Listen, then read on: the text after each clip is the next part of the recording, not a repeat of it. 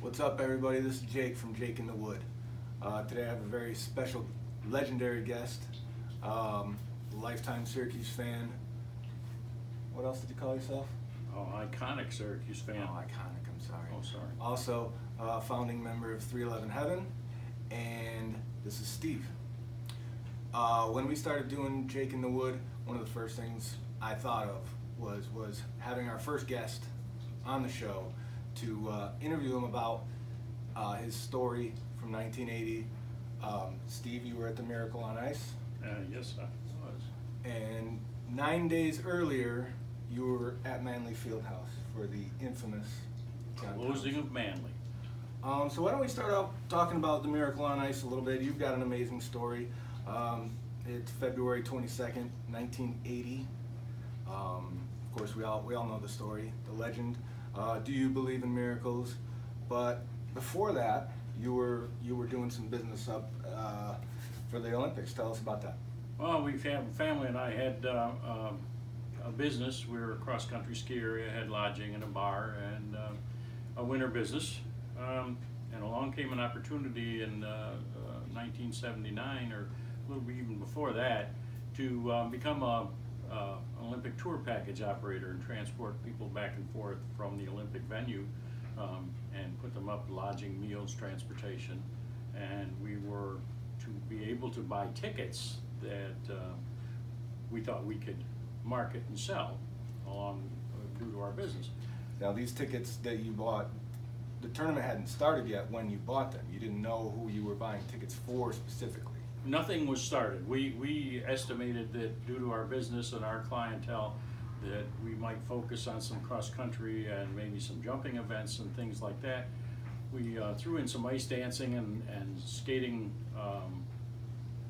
tickets and a little bit of hockey, but we had no knowledge of what the games were to be or who was the opponents or whatever, right up until actually days before the event took place.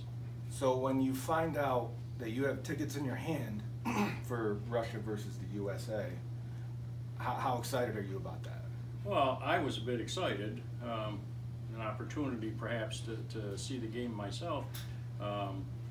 Did not know. We actually, up until that time, we only had sold a couple of packages for that particular event until the matchup was announced. And once it was announced, of course, all the excitement came to a head and people started clamoring to buy those tickets. And we were very fortunate to be able to sell that event out. So if you don't know a lot of the history of the Miracle on Ice, the Russian team, these are professionals. The Russians train 9 months out of the year, military camps. There's a great 30 for 30 documentary telling the story of the Miracle on Ice from the Russian point of view, which is very interesting. But as for the American team, these are young guys. They're not in the NHL yet even. So for the contrast between boys versus men is literally men versus boys on the ice skating rink. Now, so you attend the game, but before that, they want to change. The programming director wants to move it to prime time, 8 o'clock. It's a 5 o'clock start. Tell us how you felt about that, because if they would have moved it, you have these tickets that are, nobody wants to go to this, but if they don't move it, you still have USA versus Russia. Well, it was tough dealing with the Olympic Committee from the get-go. We had problems with them all along. The ticket sales weren't what they should have been, and we were told we would have the exclusive rights to tickets after a certain date, which didn't occur. There was a lot of problems. And off and on, we met as a group, the tour package operators versus the Olympic Committee, and tried to iron these things out. And then it came down to, as soon as the matchup was announced, of course, it was not going to be in prime time. It was going to be a mid-afternoon game, I believe. And the Olympic Committee wanted to change the time of the game. And, of course, we were obligated to a certain time, and we had made arrangements and for our clientele. We just had to committed to a certain timeline. And as soon as I found out that they wanted to change the time of the game, a friend of mine, another tour package operator, and I decided we were going to go down to the committee offices and we were going to bust the door down and we were going to voice our opinion, which we did. It's a rather nice, loudly. It's a nice way to say. And we were kind of almost escorted out, but in the end result, the game was not changed. I was able to attend with my father, who was not a sports fan any way, shape, or form. And it was a memory of my life. We sat second level center ice. We watched a college team basically face off against professionals and win the game. It was extraordinary. It was not the gold medal game, it was the semifinal game. But I remember my father saying, we have to go out with a couple of minutes to go. We have to go get the bus ready. And I said, absolutely not. You're going to sit there. This is historic. And we did. And when the game was over, we stood up and cheered like everybody else. The building literally shook in its foundation, and my father got a little excited and said, we gotta go. And I said, no, we can't go. We have to stay here and enjoy the moment, which we did, and it was absolutely amazing. Al Michaels, and do you believe in miracles? Yes, and USA wins 4-3 and wins the gold. So 9 days before that, another iconic moment in sports history.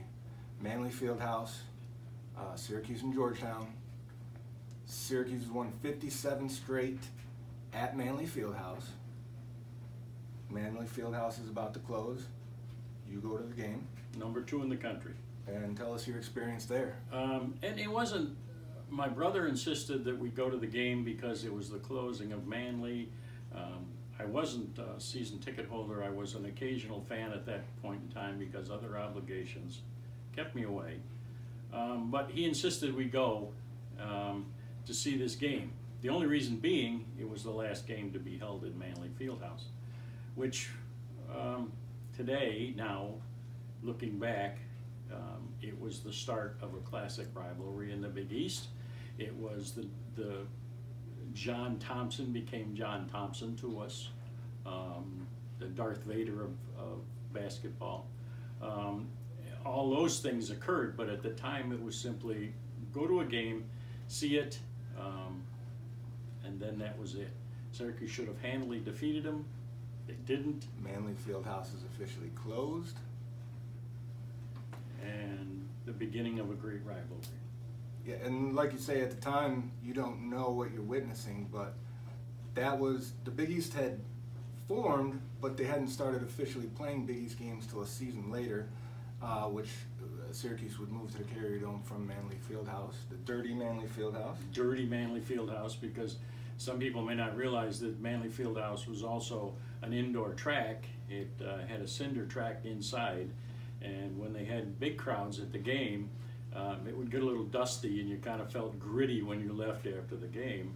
And we had the Manley Zoo, the students, they sat right down there. It was an experience. It was, a college atmosphere all the way in a small venue. Later on, the 30,000 seat Carrier Dome came into effect, and that was even better. But at the time, this was the start of a classic rivalry. And right after that game, you immediately left for the Olympics. The next day, I had to drive to the Olympics and take the tour bus up and shepherd around a group of ticket holders to our events, and it started that process. But two things that were not considered much, turned out to be two of the most iconic events in sports history that you witnessed within 10 days. Steve? Thank you. Thank you for being our guest here on Jake in the Wood. If you like this video, comment, click like, share. We're going to keep doing this. The Wood will be back soon with a brand new mask that you all have been asking for. So stay tuned. Thank you, Steve.